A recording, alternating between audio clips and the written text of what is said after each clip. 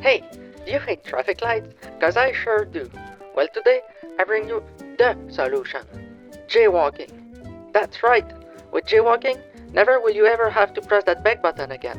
But don't take my word for it. Here's what a real pedestrian thinks of this new technique.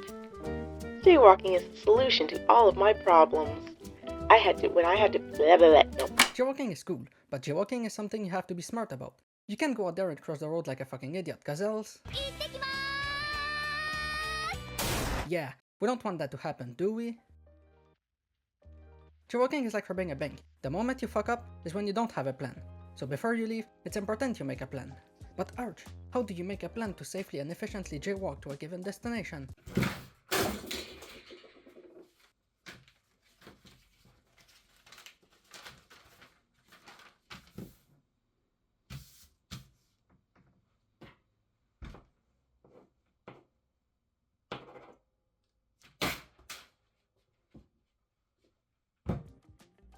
You can do that with your partner in crime, best friend, Google Maps. Once you know the route to your destination, you want to search for these things.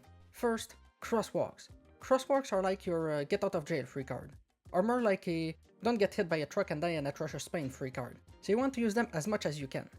Your goal is to get to the side of the road where your destination is as soon as possible, so you don't miss any opportunity to jaywalk safely. There is one exception though, and it's when crossing the road would lead to you having to cross more roads. Here's an example. On a road like this, if you're here and you want to go meet the love of your life at Taco Bell, you can use the crosswalk here. However, crossing here will lead to you having to cross all these other roads, while if you stay on this side, then you have only one road to cross. Apparently, some morons decided that you have to walk on the side of the road that will have you facing the cars. That's bullshit. Nobody gives a fuck. You walk on whatever side of the road you want, and if someone tells you otherwise, I don't know, punch him in the face, I guess? Second, one-way roads. These are good. It's easier to jaywalk in a one-way road, cause cars only come from one side. On a regular road like this, cars are coming from this way and from this way, while on a one-way road, cars are only coming from this way, which means only this side is dangerous. But also, you'll have more time between car waves. Let's say there are traffic lights there and there. On a regular road, when this light turns red, this one turns green. So there's always cars in the way. On one-way roads, however, whenever this light turns red, there's no other light that will turn green.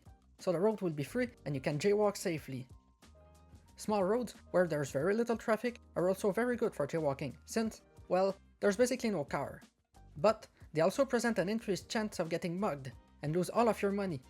If you choose to use them, I suggest that you get covered in mud, so you look like a homeless person. No one will come after your money if you look like you don't have money. Sadly, depending on where you're going, you can't always be covered in shit. So your second best option is to bring a gun. It's a proven fact that muggers mug less after they've been shot.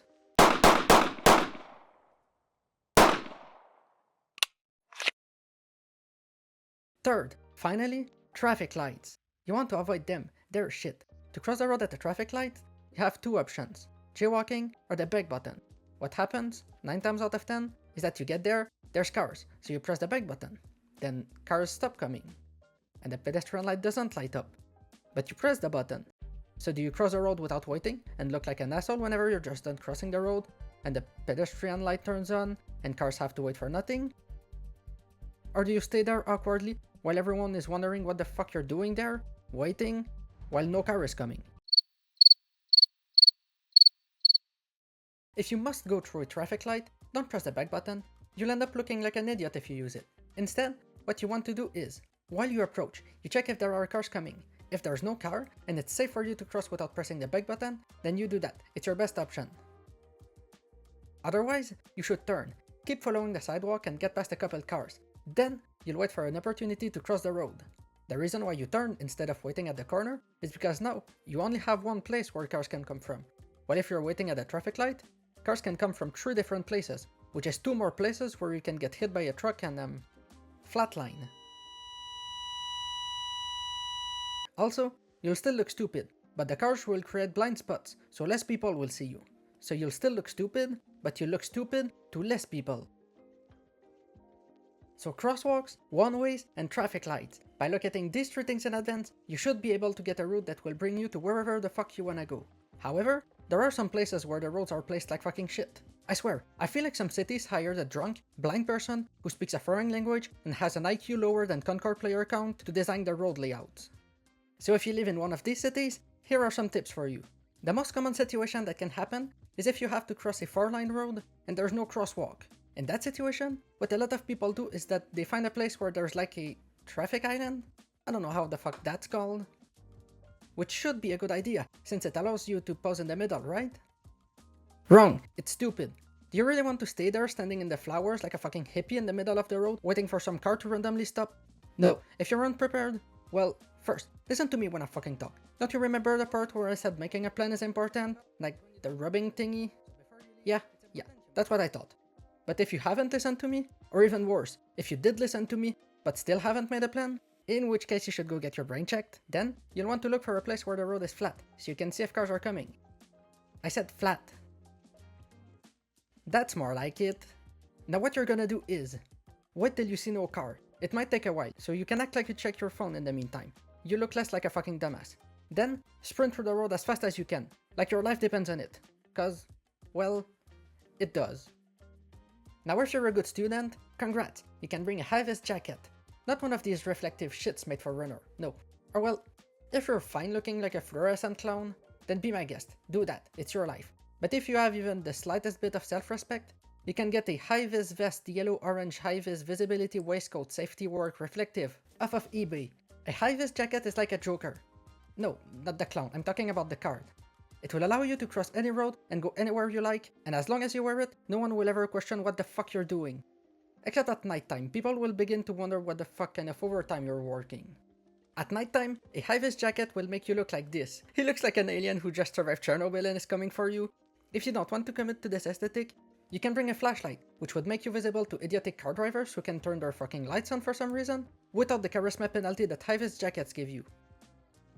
As a bonus, if a car doesn't see you, wait till it gets past you and flash it real quick. They'll think it's a radar, and will suffer from anxiety for multiple months, anxiously waiting to receive the ticket, wondering how much it will cost, and if they will have to put a mortgage on their house, checking their mail every single day to see if the ticket is there, and it will never be, because it wasn't the radar, it was you.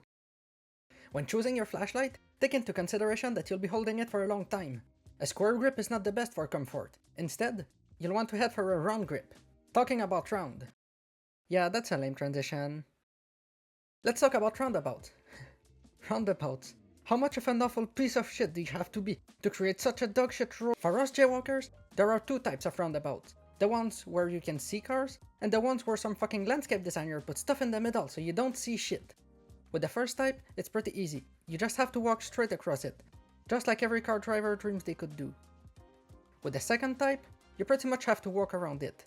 You have to be very careful, because roundabouts are very confusing for drivers, and they need to use every single brain cell available to them to understand how they work, which leaves zero brain cell to look for pedestrians and avoid them.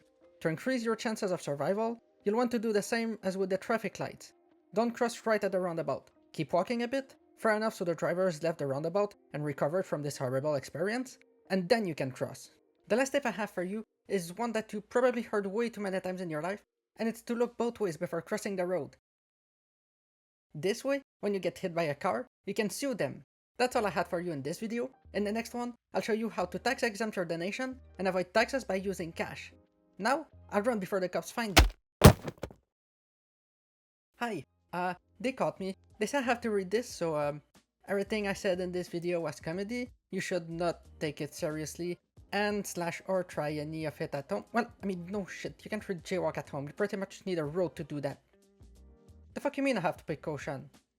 Well, guys, it seems I'll be stuck here for a while. If you want to help me, you can like this video and subscribe. You can also check my streams at twitch.tv/aruchusui. I stream at least once a week. We have a lot of fun. The streams are terrible. Please come. You can also check my Twitter. I post there sometimes. If you'd like to talk with me, feel free to join my Discord server. If you have stuff that you want me to react to on stream, you can send it there. Or on my subreddit. I have a subreddit too. I post robot project files and other random stuff and behind the scenes on my OnlyFans. And I also sell random shit on Ko-Fi and Patreon.